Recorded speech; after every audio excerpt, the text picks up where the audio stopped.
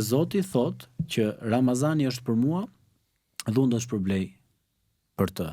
Dhe këtu është pikërisht dimensioni i sinqeritetit të fortë, të lidhjes së fortë të ngushtë me Zotin, sepse është një adhurim totalisht sekret midis teje dhe Zotit. Pse? Po ti mund të shkosh në shtëpi, je vetëm, frigoriferi plot, mund të hash, mund të pish, por kur të dalësh jashtë thua akoma vazhdoj agjerimin. Ama thot nëse ti do ta agjërosh që edhe kur je në vetmi e din që Zoti të shikon, edhe pse të ha, edhe pse të pijet, nuk shkon ta prishësh agjerimin, ky është kulminacioni i sinqeritetit. Dhe nëse arrin këtë gjë, atëherë ti pse e don këtë sinqeritet? Sepse ti shpreson takimin me Zotin. Dhe automatikisht ky lloj agjerimi intensiv, intim, shpirtëror në marrëdhënie individuale me Zotin e çon njeriu të meditoj për largimin nga kjo botë. Pse paska dhe këtë lidhje, po ky është qëllimi thelbësor, që ti agjeron sepse e din që je kalimtar në këtë botë dhe e di që do të shpërblesh tek Zoti ditën e gjykimit. Dhe pikërisht njeriu kupton përkohshmërinë e tij në jetën e kësaj bote me agjerim, e përjetëson fort në shpirtin e tij këtë ndjesi dhe më pas do të shikoj që është e pamundur që mos të përmirësohet më pas në marrëdhënie me njerëzit. Muaji i agjerimit, thot profeti alayhis salam, është muaji i durimit. Do durosh, vjen dikush të ofendon, vjen dikush të shan, vjen dikush të provokon. Thuaj, unë jam agjërueshëm. Pra, edhe largohu nga aty. Mos rrin në një atmosferë të tillë. Pra, duhet që një besimtari të kuptojë që me muajin e agjerimit ai është totalisht në adhurim. Fryma e tij, thot profeti Muhammed, është adhurim, është tespi, është madhërim i Zotit. Pra, gjumi i tij thot është adhurim. Pra çdo veprim i tij që bëhet nën këtë mbikëqyrje, le ta di që është adhurim. Pse? Sepse do të vim tek kulminacioni që Islami e kërkon në çdo mësim të tij, në çdo adhurim që ka obliguar, qëllimi kryesor është të arrihet diçka shumë thelbësore. Çfarë është kjo?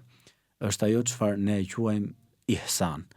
Kulmin e sinqeritetit, kulmin e lartësimit shpirtëror të besimit. E çfarë është kjo? Kur e pyetën profeti Muhammed, paqja Zotit qoftë mbi të, tha që ju të arrini një gradë shpirtërore që ta jetoni jetën sikur ju e shikoni Zotin me sytë e juaj. Edhe ndonse nuk mund të shikohet Zotin me sytë tanë në jetën e kësaj bote, ju arrini një gradë të lartë shpirtërore dhe jeni të bindur që Zoti juve ju shikon në çdo situatë të jetës tuaj. Ky është qëllimi.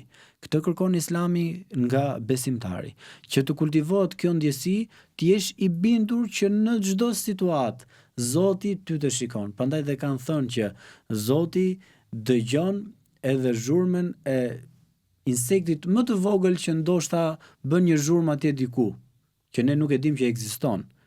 Apo shikon insektin me ngjyrën më të zezë në natën më të errët dhe Zoti dëgjon dhe shikon gjithçka. Duke e kultivuar këtë ndjesi njeriu në shpirtin e tij, më thuaj ti mua pastaj, a mundet ky njeri të dëmtojë të tjerët? Sepse ky njeri ka frikë Zotin, do të japi llogari. Sepse Ramazani në vetvete është muaji ku njeriu reflekton mbi të shkuarën e tij, mbi një vit që la më pas. Ramazani është muaji që njeriu duhet të përmirësojë marrëdhëniet me njerëzit, mos të shkojë në Ramazan ndërkohë ai nuk flet me nënën, me babën. Ai nuk flet me vllajën e vet. Ai nuk ka lidhje me njerëzit e gjagut. Atëherë totalisht do të ishte një Ramazan pa shpirt. Do të ishte një Ramazan që nuk do t'i ngjante as pak mësimeve dhe traditës islame profetike.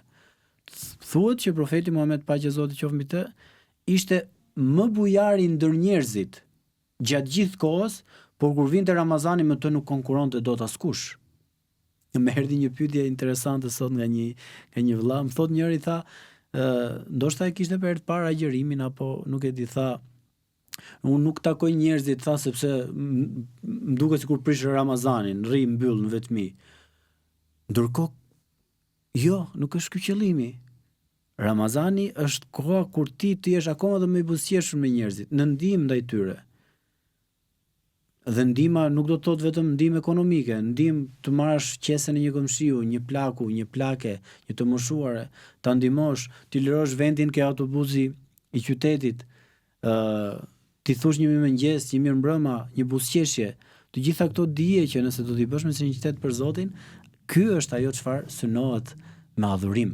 Prandaj dhe Ramazani është një shkollë në vete që Zoti e ka përcaktuar një herë në vit, sepse kemi gjithë nevojë të futemi në këtë trajnim fiziko-shpirtëror për të arritur ato synime të larta që Islami kërkon të kultivojë te gjithë secili prej nesh pra si besimtar. Agjërimi ka iftarin, ka edhe syfyrin, sa të rëndësishme janë çfarë ushqimesh duhet konsumojmë, në mënyrë që ndoshta ndjekim dhe atë traditën e hershme që është ndjekur edhe nga pejgamberi sallallahu alaihi wasallam. Patjetër, profeti thot zgjohuni thot në syfyr sepse ka bereqet, ka begati të madhe. Do të thot qoftë edhe një gllën ujë me pi, një gotë ujë me pi, qoftë një hurmë me ngrënë, e rëndësishme është të zgjohesh në atë kohë, sepse është një kohë ku njerëzit janë në gjumë. Sa vetë mund të agjerojnë? Ne nuk e dim, por ata që nuk agjerojnë janë më shumë se ato që agjerojnë. Ndërkohë, zgjimi në atë kohë ty të veçon dhe është një kërkesë, është një lutje pa fjalë që ti ja drejton Zotit. O Zot, unë u largova nga shtrati im i ngrohtë.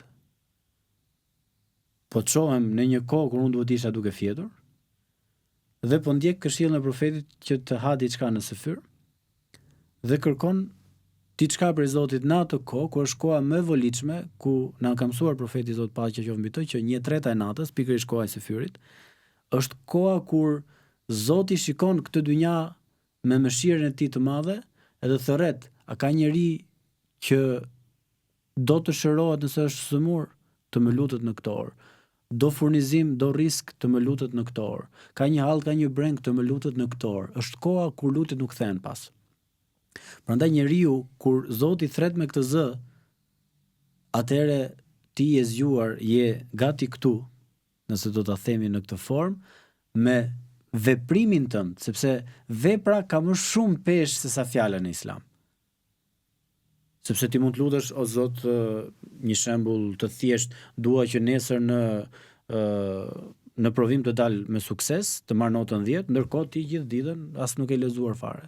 Ama po të lexosh dhe hiç mos më bë këtë dua, ti prapë ke bërë sebepet, e ke bërë duan e veprës, dhe kjo është shumë e rëndësishme.